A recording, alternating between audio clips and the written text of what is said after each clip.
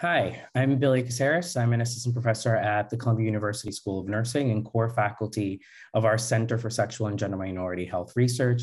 Today, I will be discussing with Dr. Carl Streed, providing an introduction to cardiovascular health concerns among LGBTQ plus populations. And LGBTQ plus stands for lesbian, gay, bisexual, transgender, queer, and questioning individuals. So it's a very large group, and we're trying today to sort of provide just an introduction of the different cardiovascular health concerns that affect this specific population. So first, I just want to thank Dr. Streed for being here today, and then I'm going to ask you to introduce yourself. Great. Thanks for having me. I'm Carl Streed, pronouns he, him, and his. I'm a primary care doctor at Boston Medical Center and assistant professor of medicine at Boston University School of Medicine, as well as the research lead in our Center for Transgender Medicine and Surgery. So thank you for having me. Why don't we kind of dive into our first question? So Dr. Caceres, tell us, what are some of the documented cardiovascular health disparities in LGBTQ plus adults? So there's more and more that we're learning about the health disparities that exist in this population related to cardiovascular health. You and I both know that. One of the biggest issues that we have very well documented evidence is around tobacco use and other forms of tobacco like e-cigarette and even smokeless tobacco use among mostly all LGBTQ individuals really across the lifespan, so from youth to old age. We also see higher levels of alcohol use, so heavy drinking and binge drinking among certain groups in this community. Some of the risk factors that are sort of emerging are related to more physical health conditions like obesity and hyperglycemia or diabetes among lesbian and bisexual women, that when we actually look at some objective data, we actually measure people's glucose or hemoglobin A1C, we actually see some clear differences, even when we're controlling for body mass index or other measures of adiposity among lesbian and bisexual women. And again, this is comparing lesbian and bisexual women to heterosexual women, which is usually the comparison group across these studies. And then we also have some evidence of obesity among bisexual men when we compare them to heterosexual men. And bisexual men are also about 2 times more likely to have been diagnosed with hypertension than heterosexual men, and to also meet criteria for hypertension when compared to heterosexual men. So those are some of just like a brief overview of some of the disparities that have been documented, but really the disparities that have the most robust evidence are really some of the ones that I just discussed. So I didn't specifically talk about disparities around transgender adults because I wanted Dr. Streed to discuss this. So Dr. Streed, what are some of the documented cardiovascular health disparities among transgender and gender non-binary adults? So I feel like you hit a lot of the high points in terms of risk factors, particularly as it relates to tobacco, since it is such a significant and modifiable risk factor for cardiovascular morbidity and mortality. But in terms of like hard outcomes, when we're talking about heart attack and stroke, the data is at best suggestive. We are still looking for better data sources to really describe the long-term cardiovascular health of transgender and gender diverse individuals. What data we do have available from such surveillance systems in the US as the Behavioral Risk Factors Surveillance System, which is one of the largest and oldest surveillance systems of its kind in the US, we do see a suggestion that through multivariable analyses of this cross-sectional data, that men who are transgender men have about a 2 to 4-fold increase in the prevalence of heart attack compared to cisgender men and cisgender women. We've also seen an increase among transgender women, about 2-fold of the prevalence of myocardial infarction as well, compared specifically to cisgender women, but there was no difference when they were compared to cisgender men. And I want to highlight that you have to make these comparisons both on sex assigned at birth as well as gender identity. The big issue here, of course, though, in this data is it's all self-reports. We don't have anything objective in terms of of actual reports of myocardial infarction. Generally, people are good about saying whether they've had a heart attack, but the big issue with these kind of surveillance systems is we don't actually know mortality. We don't know who did not survive a heart attack and so forth. So again, the data is suggestive, and we're really looking for better data sources at this point. Yeah. So kind of moving into some larger factors that really affect health, and we're really getting a better framework for this. Dr. Caceres, tell us a little bit more about what factors are believed to contribute to cardiovascular health disparities among LGBTQ plus adults. So that's a sort of a big question because there's a lot of different factors. And again, I'm just going to provide a brief overview of some of the main sort of social determinants specifically that are hypothesized or have been shown to influence cardiovascular health in this population. So I think the first thing is to take sort of a large, big picture view of things. One of the biggest factors that is posited in the literature and also by people who are LGBTQ health experts to influence their health overall, but potentially their cardiovascular health, is around anti-LGBTQ policies. So anti-discrimination policies that really aren't widely adopted across, certainly in the United States where we are, there's many states that do not have these policies to protect LGBTQ people from discrimination. But if we look at worldwide, there's still about 70 countries where it's illegal to be a member of the LGBTQ community. And still, I think about a dozen countries where it's actually being LGBTQ is punishable by death. So we see that even at the policy level, there are certain issues that exist that could clearly impact the health and well-being of LGBTQ people. Now, whether or not that increases risk for cardiovascular disease is still pretty unknown, but we do have robust evidence around, particularly in Europe, looking at different countries with different policies that are protective or not protective, and seeing that it does have an influence on the mental health of people who are LGBTQ+. I think so now if we go down further to the interpersonal level, we do know that LGBTQ people experience higher rates of discrimination in interpersonal relationships or interpersonal interactions. And there is some consistent evidence that discrimination at the interpersonal level is a risk factor for higher levels of smoking and substance use among LGBTQ people, which are both risk factors for cardiovascular disease and other chronic conditions. And then if we think at the individual level, many LGBTQ people themselves have experienced discrimination, but they also might be friends with people who have experienced discrimination. So there is sort of this idea that there is increased expectation of being rejected or increased expectation or fear of discrimination among LGBTQ people. They may actually cause some LGBTQ individuals to avoid opportunities or situations in which they feel that they'll be discriminated against. And I think that's important to think about, that it's not necessarily what people experience, but also sort of what they're aware of that they might experience because of their identity. And that's sort of a really important issue. But again, we really don't have very good evidence showing that things like anticipated rejection or discrimination is associated with cardiovascular risk in this group.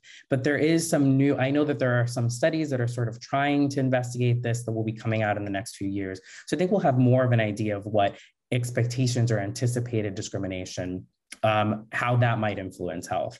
I think the other things to think about are related to barriers to access and utilization to healthcare. So at least in the United States, we know that certain LGBTQ individuals are more likely to live in poverty. That includes lesbian women, bisexual men and women, and transgender and gender diverse individuals.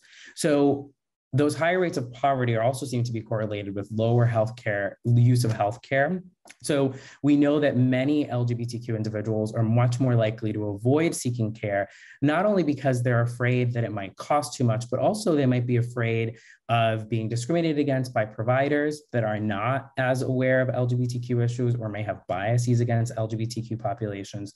So I think the idea is that most of what we think influences cardiovascular health among LGBTQ people really has to do with social determinants. And I think that this is in line with what we know about other disparities for other groups, like racial and ethnic disparities, as well as sex disparities for cardiovascular health, that these social factors really do play a role.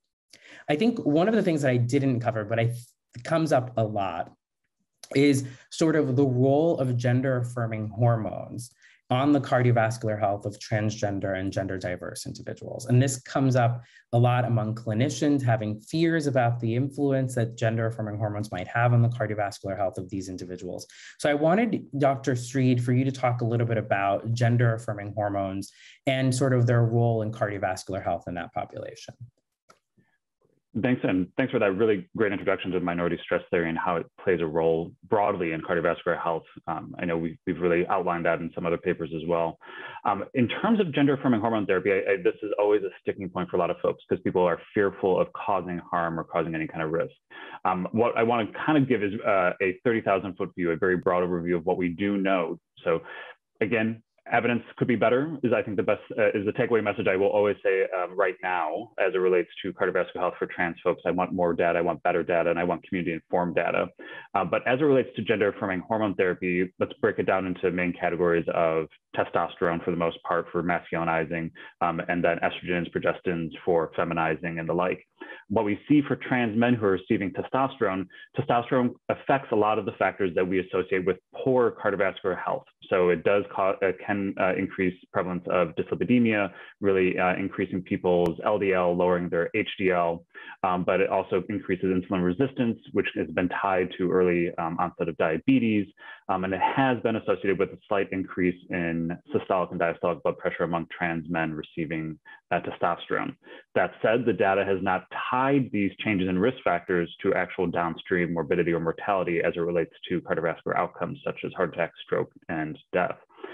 Among trans women who are receiving typically estrogen and maybe an anti-androgen and possibly progestins, we've seen, again, a little bit more mixed data here in terms of actually improved lipid profiles, a slightly improved blood pressure, but we are still seeing issues as it relates to potential blood pressure effects as well. It varies a lot based on formulation. It does vary a bit in terms of whether you're using a progestin or not. So it's worth digging into the data that we can provide to really understand what might be the risk for your particular patient. At the end of the day, though, I really want to highlight that when people are actually able to access gender-affirming care, their self-reported levels of stress decrease. Blood pressure actually overall will decrease slightly for folks. And then also risk factors, behavioral risk factors change. So access to gender-affirming care has actually been linked to higher rates of cessation of smoking or essentially improved connection with healthcare, which allows us to actually engage in more preventive healthcare services. I explain this more as a primary care doctor. If we can improve trust with our patients on our end, since healthcare really does have a lot to reckon with, that allows us to have more contact, more trusting relationships with our patients, and then to actually address preventive healthcare, which I think is a large component of cardiovascular health. In terms of like how we can be better prepared to be more inclusive, more broadly for LGBTQ individuals to address their cardiovascular needs, I think we really need to set this as a priority. I think we need to really describe this as a priority population very broadly that has very distinct features. This is not LGBTQ plus as a homogenous group. We need to really think about the individual group members, individual community members, and what needs to be done to meet their needs. As a clinician, it's important for me to know what interventions are specially tailored to somebody based on their identity and their community factors.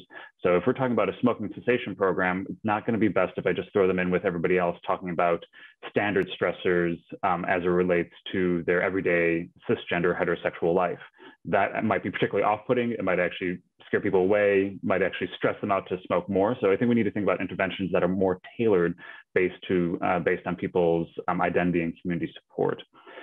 Also, we really need to think about how are we collecting this data, how are clinicians and other health research experts really identifying LGBTQ plus folks within clinical and public health data so we can better define the disparities and then measure interventions to improve their health. And I do want to highlight pretty much the higher level that Dr. Caceres really talked about is that we need to implement non-discrimination policies not only in the clinic and across our institutions, but at local jurisdictions and at national levels as well, because these effects are going to be what's going to derive a lot of long-term health in these communities. So I really want to turn it back to Dr. Caceres to kind of ask, what are some more other important cardiovascular risk factors to screen for in LGBTQ plus adults? Well, I think you provided such a great overview of sort of the clinical imperatives in terms of caring for this population. I think the biggest thing, and I think Dr. Streed could agree with this, is that we're still sort of at a stage where we're still describing these disparities and sort of what causes the disparities, that we still haven't moved beyond that to really think about, well, what are some really high evidence-based interventions to improve the cardiovascular health of this population. So what I'm about to discuss is just sort of what I think Dr. Streed and I and others sort of think might be the things that we should focus on. But I think that any sort of clinician thinking about reducing cardiovascular risk among LGBTQ people really needs to take a preventive approach. I think that that's the sort of like, from what we know right now, what makes the most sense. We're really thinking about a multi-component approach that focuses on lifestyle modification. So if we think about some of the factors that we've talked about today, we know that LGBTQ people experience more stress for a number of different reasons, both stress from being an LGBTQ plus person, but also from higher rates of poverty or stress in the family. That's been documented. So thinking about stress management or stress reduction is important. We know smoking cessation is an important intervention for LGBTQ individuals, not just for cardiovascular health, but tobacco use being a leading cause of preventable death among all adults for a number of different conditions. We also can think of one of the emerging disparities is sleep. And few studies now have shown that lesbian and bisexual women in particular, and some studies have shown transgender individuals as well, are much less likely to meet recommended hours of sleep, which is 7 or more hours of sleep per night. So thinking about interventions that focus on sleep hygiene is also important, I think, because we know sleep plays such an important role for a number of different cardiovascular conditions, hypertension, diabetes, obesity.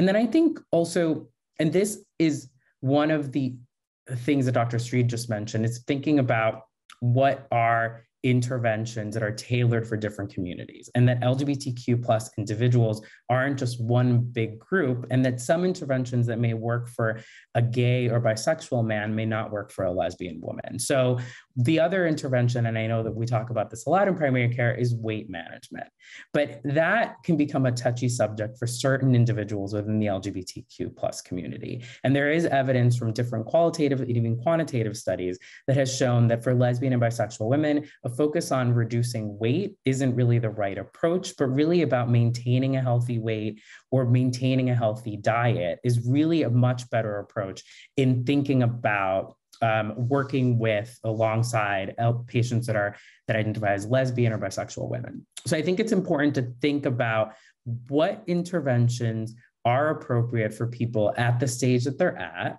and also from the population that they belong or identify with. I think along with that, what are some clinical considerations specifically for transgender and gender diverse people that you would recommend for clinicians, Dr. Streed?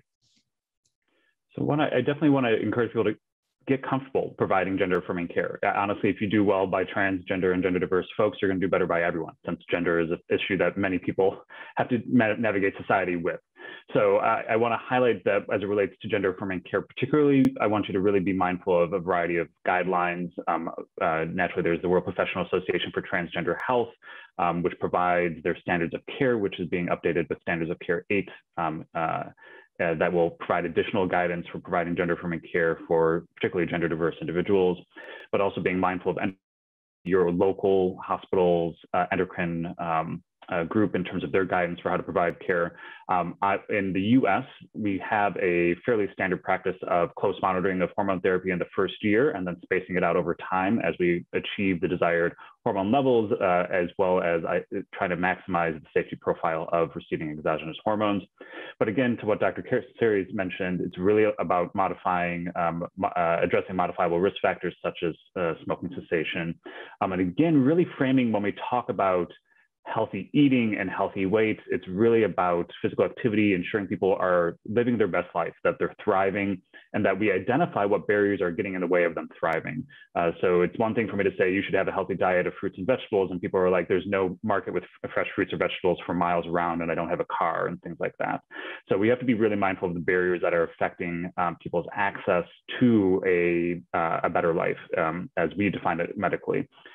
So again, I appreciate Dr. Caceres' reframing of, we're not talking about obesity, overweight, and weight management. We're talking about healthy activity, improved cardiovascular health overall, and really trying to make sure people can engage in the life they want.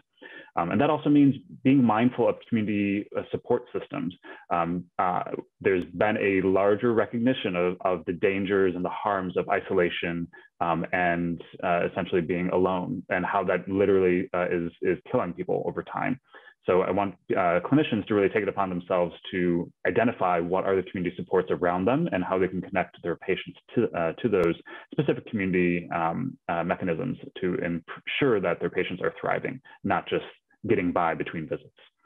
Other things I think we need to talk about are some policy interventions. So Dr. Caceres, what are some examples of policies that are needed to ensure that clinicians have adequate training in LGBTQ plus health?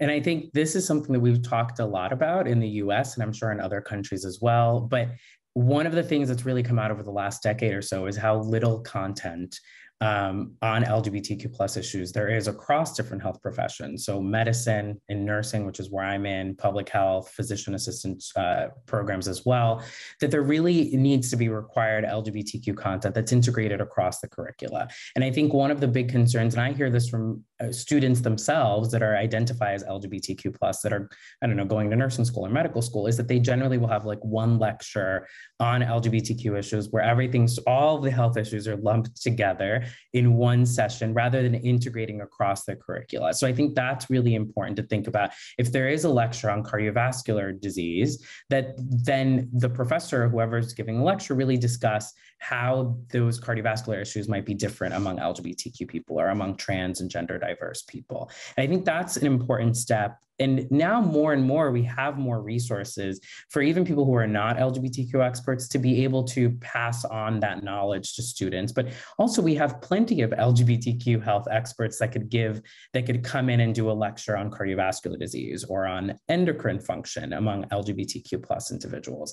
I think the other thing, and we've talked about this personally, is thinking about the requirements for renewing licenses among healthcare professionals. And there's different continuing education credits that people need to complete to actually renew their licenses, and thinking about incorporating LGBTQ health content and really even just content around social justice and health equity into those relicensure requirements might be another step to really target or reach people who've been out of school for a few years, but still need to have this content in order to provide gender affirming or LGBTQ affirming care to this population. And it's really small steps, but I think that they might go a long way to just opening people's eyes about some of the issues that this population experiences. And then I think from a policy perspective, and we've talked a little bit about this already today, thinking about how can we enact anti-discrimination policies that protect LGBTQ people from discrimination. I think that's particularly important, and both Dr. Streed and I mentioned that. And then I briefly mentioned before the income inequalities that we see among LGBTQ people. So it's not just about passing laws and policies that are specific to LGBTQ individuals, but I believe that if we pass laws that decrease income inequality, that will have an important positive effect on increasing LGBTQ people's access to healthcare, access to healthy fruits and vegetables, access to potentially living in neighborhoods where they can engage in physical activity without fear of being victimized or having like a hate crime committed against them, which is also a big issue that we didn't really talk about today, but it's also a big concern, sort of violence against LGBTQ people, particularly trans and gender diverse individuals, at least here in the United States, and I know globally it's a big concern. So I think those are sort of the main sort of like clinical and larger like societal policy level issues that probably need to be addressed, although we could probably talk about this for hours on end. I think one of the big things that people who might not be as familiar with LGBTQ health might want to know is about educational resources to help them better understand the population and how to reduce cardiovascular disease risk in this group. So Dr. Streed, can you talk a little bit about some of the resources that you're aware of? Yeah, so there's a number. I want to acknowledge our broader global audience and recognize that there is the World Medical Association, which actually has a number of supportive policies as it relates to better understanding LGBTQ health. Naturally, the American Medical Association is a member of the WMA and has an advisory committee that actually provides additional guidance to their board as it relates to LGBTQ plus health.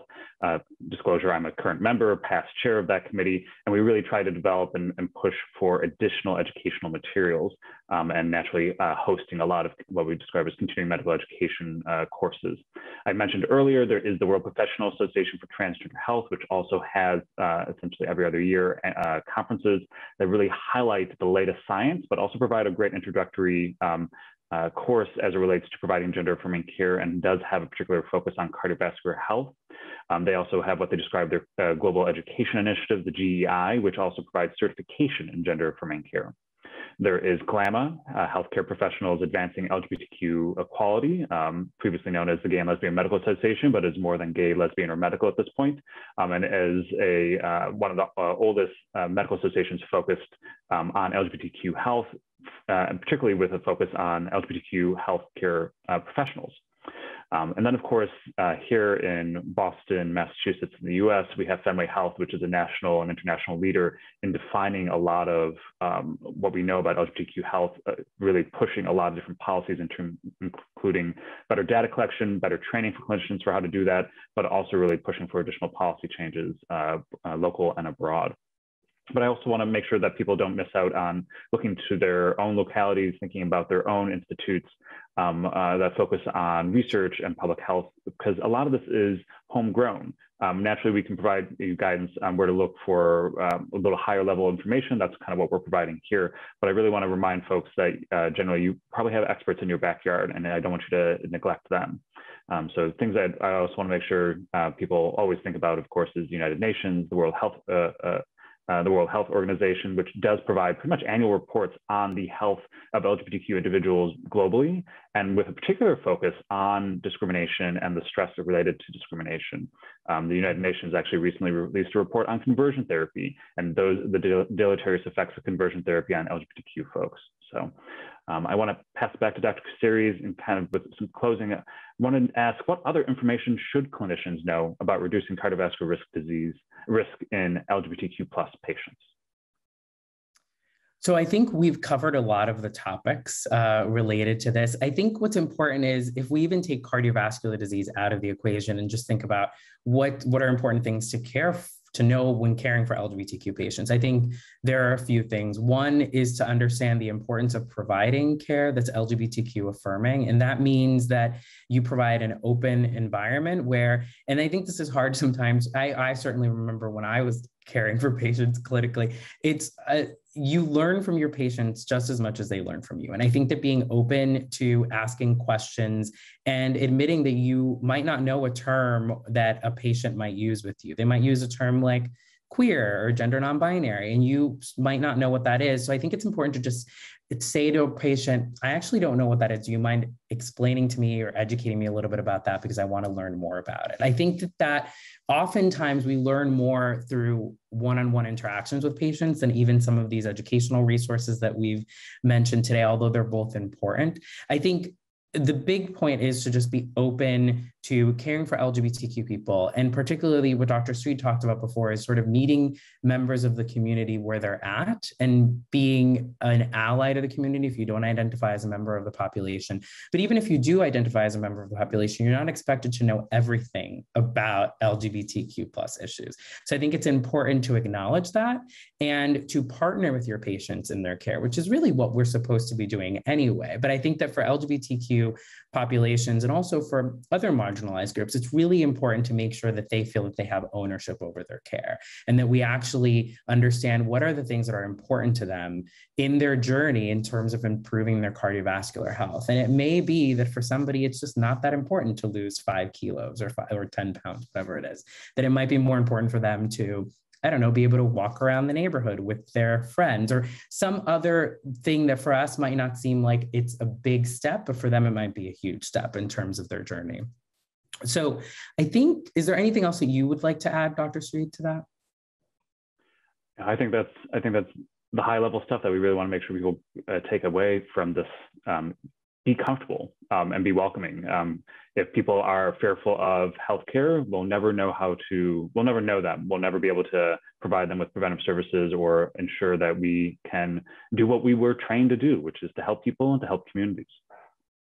Exactly. So I think that this concludes this introductory video on cardiovascular health concerns among LGBTQ plus populations. I want to thank Dr. Streed for joining me today and talking about this topic, which I know is near and dear to his heart and to mine as well. And I just hope that you all learned something and that you enjoyed this brief introduction. I highly encourage you to continue having conversations about these issues and to seek out resources to educate yourself more about this, particularly issues related to your particular clinical practice that you're encountering. So I'd like to thank everyone for this, and I hope you have a great day.